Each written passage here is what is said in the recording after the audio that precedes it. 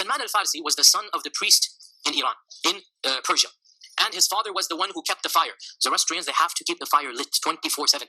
It's not allowed for the fire to be turned off. And even when they build a new temple, they have to import an ever-lit fire. They cannot just light a match and put it there. No. They have to take the fire because they believe it's eternal. They believe it's an eternal fire. So any new temple that they build, they have to take a fire from another temple that's already been burning, and then they bring it to the new temple. So I asked one of them, what did you do in America when you built your first temple? I mean, where'd you get the fire from? They said, we got a special plane. We commissioned a fire to be brought from one of our temples in the plane, because we're not allowed to just light a match and put the... I'm going to my tangents. Let me stop here, get back to the story. Okay, Salman al-Farsi. Salman al-Farsi, what was his story? Salman al-Farsi was the son of the firekeeper. So his father taught him how to keep the fire going and whatnot. So he would go and take care of the fire and come back home. That's his job. They are priests of the fire. They're priests of the Zoroastrian, or the Majus, as we call them. And they're called in Urdu Parsis, because when Islam came and conquered them, they ran away to India. And because they were from Persia, they were called Parsis. So Parsi means from Persia. But anyway, I again digress. Let me get back here. So Salman al-Farsi would go to the fire and keep on lighting it up.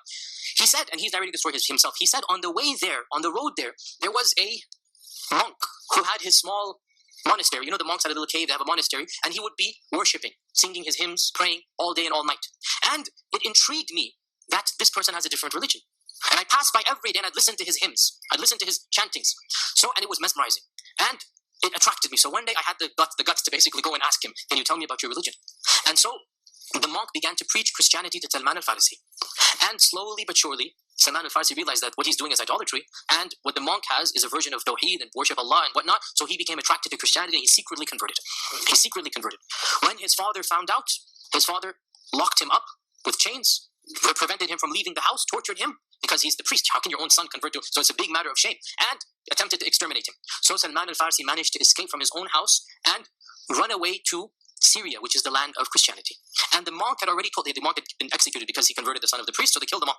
But the monk had told him that go to such and such a monastery and you will find people of my thought, my inclination. Don't go to any other monastery. So we know that this monk was not upon Pauline Christianity, because he's telling him, don't go to the capital, don't go to Rome, go to this particular monastery. I'll tell you which one. This is where I come from, and you go there. So Salman al-Farsi went there, and then to make a long story short, every time he went, he became the main disciple of the monk, and the monk taught him how to worship. He remained a Christian. When each one died, he would tell him to go to another one. And this happened 4 times. When each one died, he would say, okay, now you go to this guy. So he went to that guy. When he came to the 4th one, you can imagine he's probably around 70, 80 years old now. Salman al-Farsi has these legends that he lived for 300 years. Once again, we understand there's a little bit of legends. Maybe he lived up to 100, 115.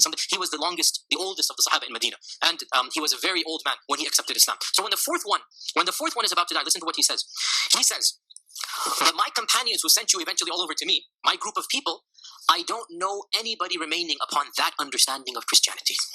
They're all gone now. This was the group that we had, but I don't know anybody left upon our understanding of Christianity. But you have come to a time when the promised one is about to come. We know this now. This is a version of Christianity which is not Pauline. So they have knowledge that is not found in the New Testament. Because one thing Constantine did, and this is really sad, but it's destroyed Christian history, he chose the 4 books that are not part of the New Testament. And he burnt all the other books that opposed his theology. All the Jewish Christian books, the books of the Bible that we have, right? There's the 4 famous books. Constantine chose them because they affirmed his belief. And all the other works and writings were burnt in front of his presence. So we don't have references in manuscripts, and that's why, again, let me just tell you, when the Dead Sea Scrolls were discovered, some of these people were actually Jewish Christians, and that's why it was such a big find, that some groups were hiding in the caves of Qumran in Jordan. The Dead Sea Scrolls, you've heard of them maybe, when they were discovered, these were some remnants of Messianic Jews, which people thought were never there, and they were living pre-Jesus Christ, so they're waiting for Jesus Christ to come, so they have some knowledge, and some of them, it is said they accepted. So again, all of that is theory now where people are deciphering it through. Point being, we don't have access to what beliefs they had, but Salman al-Farsi tells us in an authentic hadith that they told him 3 things. What did they tell him? They said, you're just about to come to the time when the man that Jesus Christ predicted is about to come. We know it. The signs have been met. What are these signs? We don't know. But these people knew. So they're telling Salman, the signs have all come. And his time is just around the corner. So he told Salman, my advice to you is you go seek this man out. Go seek this prophet out. How? Where am I going to go? I will tell you 3 signs. I will tell you 3 signs. Number 1, he shall appear in a land that is full of dates. First sign. Go to the land that is known for dates. Number 2, he will have a physical mark on his back. In Arabic, we call khatim, the khatim, or the seal, the prophecy. I'll talk about this, inshallah, later on. But it's a physical mound of hair, they say. And some say it's even a little bit of a protrusion of the skin, the size of a pigeon's egg, this small, very small, even smaller than this, right? It's a physical protrusion with beautiful colored hair, multicolored hair. It's been described, not just black, multicolored hair coming from between the shoulder blades of the Prophet sallallahu alaihi wasallam. It's a physical seal on his back. This is the second sign. Number 3, he said that this man will accept gifts but he's never going to accept charity. He will accept gifts, but he will never accept charity. To this day in our fiqh, you cannot give charity to Al Muhammad. You cannot give charity to the descendants of the Prophet. To this day, it's not allowed. So Salman, as his sheikh died, his teacher died. This is the fourth sheikh now from his time. So we can imagine, he's already probably around 50 years old at this time. So he asked, what is the land that is the most well known for producing dates? He asks in Syria. He is told the land of... There was no Saudi Arabia at that time. Saudi Arabia is 1931. Khaybar, which is close to Yathrib. So he asks around, who amongst you is going to Khaybar? How can I go to Khaybar? So he is told, there are Arab caravans that trade in Damascus here. Get one of the caravans and go to Khaybar. Now, Salman is a monk. He's a priest. He has no money. He has no prestige. He has no clan. He has no society. And so he says to a group of Arab traders, are you going to Khaybar? They said, yes, we're going to Khaybar. Come with us. When he joined their caravan, they kidnapped him, meaning they took him as a slave.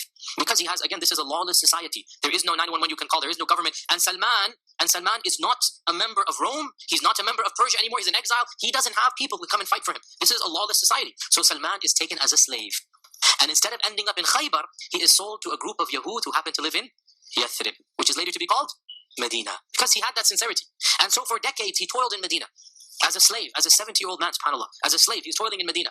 And rumors began to spread of a man claiming to be a prophet. And rumors began to spread that he's immigrating to Medina. And the Yahud began to be worried in trepidation because they thought this is the king of the Arabs who's coming. And when the king of the Arabs comes, then we're in trouble. And Salman, he tells us a story that he was collecting dates from the top of the tree. And he heard his master speak with his brother, the master and his brother, that the king of the Arabs has arrived. This is the first hijrah, the first day of the hijrah. The king of the Arabs has arrived. This he's been waiting for the last 20 years. He literally jumps down and he runs to his master and says, what happened? Did he come? Did he come? And the master slaps him across the head and says, go back to your work. What are you worried about? You're a slave. Get back to your work. So Salman goes back, finishes what he's doing. When he finishes the chores that are assigned to him, he takes some of his dates, which was his own food. And he comes to the Prophet. This is on the second, third day that he's in Medina. And he says, that I heard that you're a stranger in this town. Here is some charity for you. Puts it in front. So the Prophet tells the Sahaba, Kulu, eat, but he doesn't eat anything. The second day after his chores are over, he brings another plate and he says, today I have come with you with some dates and this is a gift to you. So the Prophet tells the Sahaba, Kulu, but he eats as well. So Salman now, his heart is racing. This is a land of dates. He's, one sign has been met. Now what do I do to get to the third sign?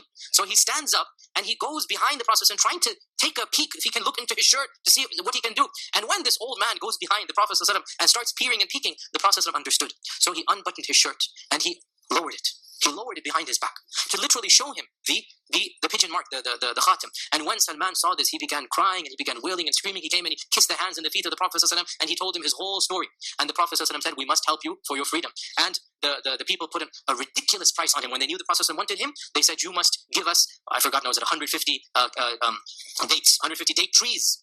Date trees. Salman says, where can I get 150 date trees from? So the Prophet said, next time it's the season to plant the seeds, call me.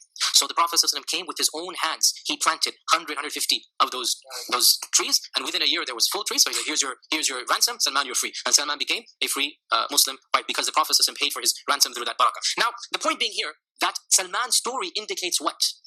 How few real Christians were left. Very few real Christians were left.